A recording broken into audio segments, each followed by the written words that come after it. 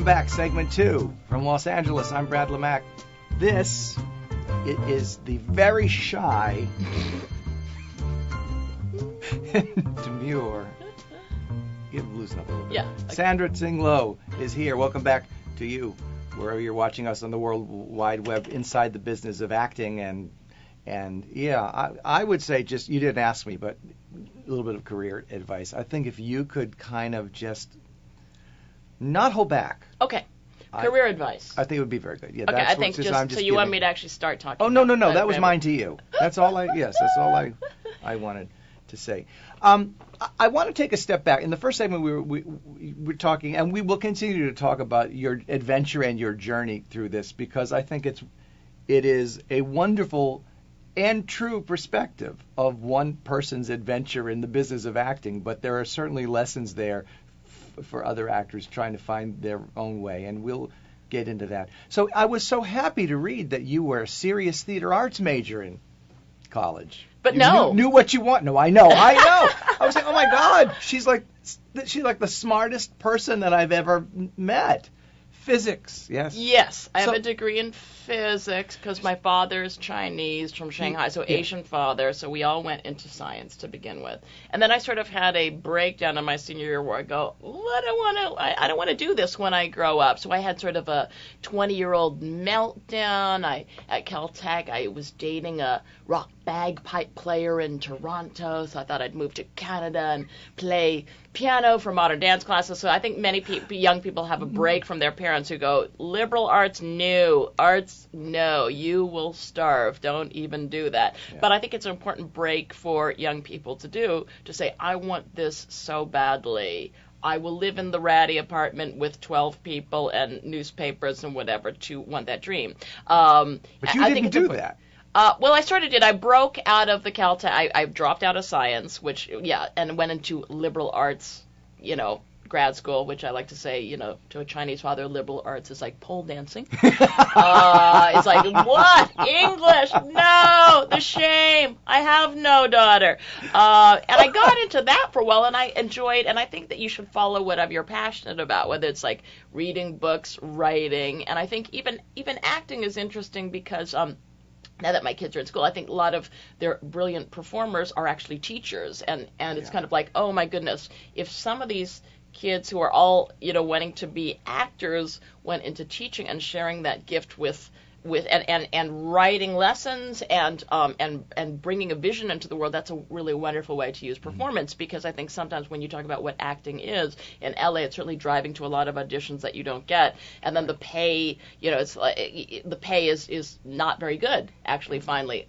except for a very few at the top. So I think just to keep articulating what one's vision is really important. So and I think also another Hollywood story comes to me. I just can't help going back to these, but I think that my career is really it's really different than a lot of people's careers. So I want to go back. Which is a great thing. Yeah, like to that time in 34. Yeah. So I just want to roll back because it reminds me of another thing. Yeah. The time at age 34 where I'm a little bit too old and a very exotic. It's kind of like, clearly she's so exotic. She's like a African village tribal Swahili woman with a bone in her nose because she's a little bit brown. I mean, that's really how, it was kind of like in sitcoms. You're supposed to, write Yiddish and look British. Right. Which I do not. I knew there would be a place for me. Yes, there you go. See?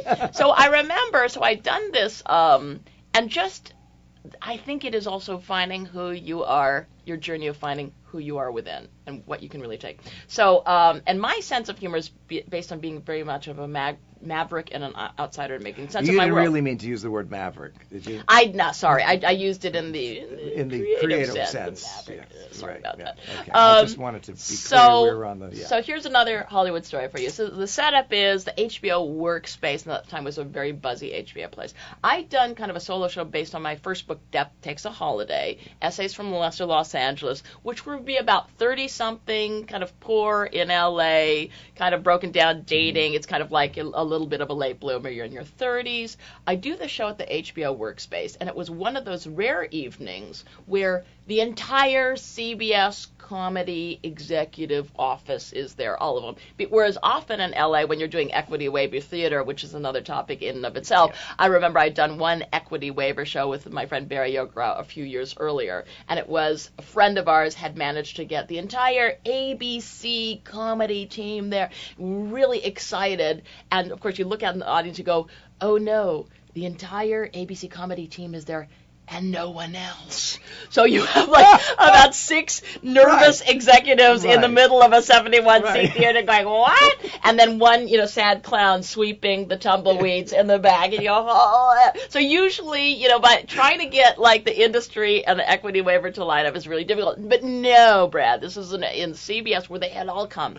The theater was packed. I did a show, and also that performers tend to think it's based on how hot they were that night. And I really, David Mamet has this book, is it True or False, or a book that has truth in the title, where an actor will feel if they do a show 20 shows, they'll go, I was great on show 1, not so good on show 2, middle show 3. They'll have a whole graph of how they think they did, but in fact, it's pretty much the same to the audience. Yeah. The audience is seeing it for the first time. Doesn't really matter. If you hit your mark, hit certain timings and whatever, it's basically going to have a similar approach. But I felt like I was just hot that evening.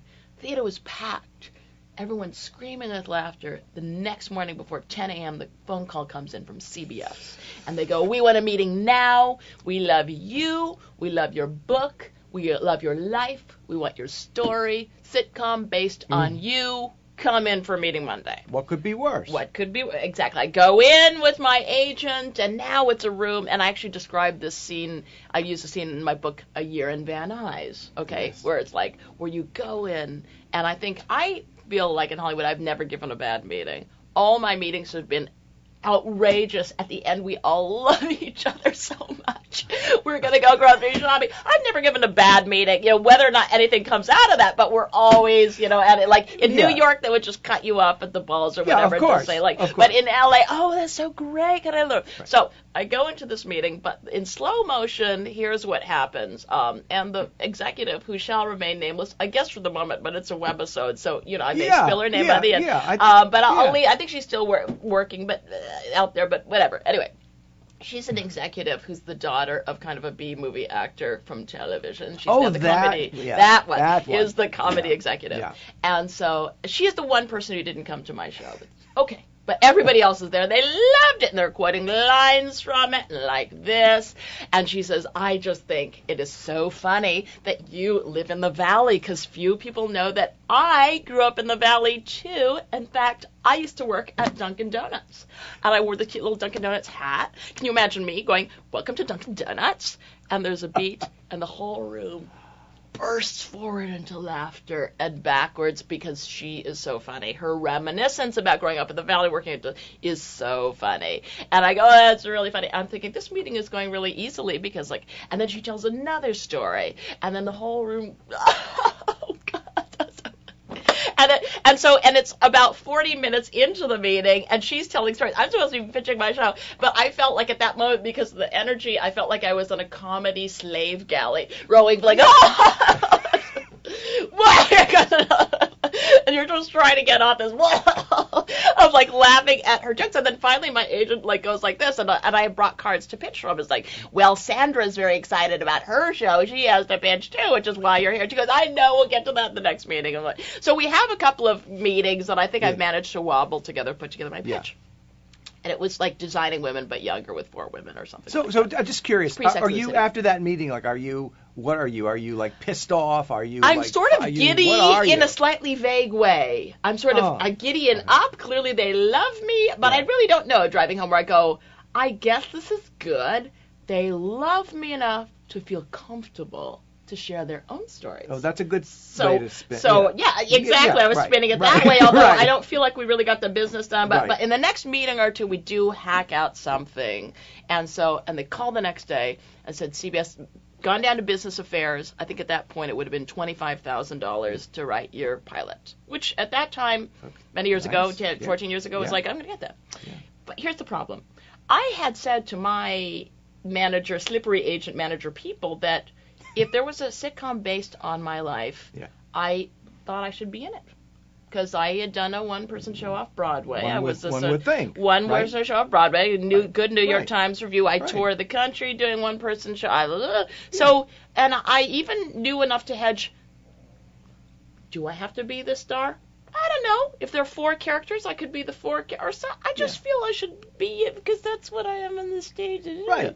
But in fact, when it came back from Business Affairs, that actually Les Moonves has to look over. Okay, people, so we cannot have that you in it. And I go, what about, and Cheers, the 11th person from the bar who just has a kind of a little button that they do like, all right already. Because I somehow felt I had to get my face associated with my show in some way. Maybe not the Rose, and this is the time of Roseanne. Yeah, exactly, like a Hitchcock. Oh, that's who that is. Their name recognition. Right. And they said, actually, no. And it finally got down to, we love the show. We love you. We love your story. We want you in it. We want you to be the creative director. And as the producer, you have authority over everything. You can hire anyone you want, except for you. But anyone you want. And I go, I just want to be somewhere that. But you cannot be. No, you can't. But the paperwork's ready to go. And they just kept hammering at me. And I had one particular agent. And then you'll find, of course, I'm sure you know, Brad, that some people in the entertainment industry are, kind of they're sociopaths. They have a broken home life. Their job. They get high on abusing other people just for the sake of just tearing. They have this tearing a new one just for the sake of it. And this was an agent that was going, Sandra, you don't understand.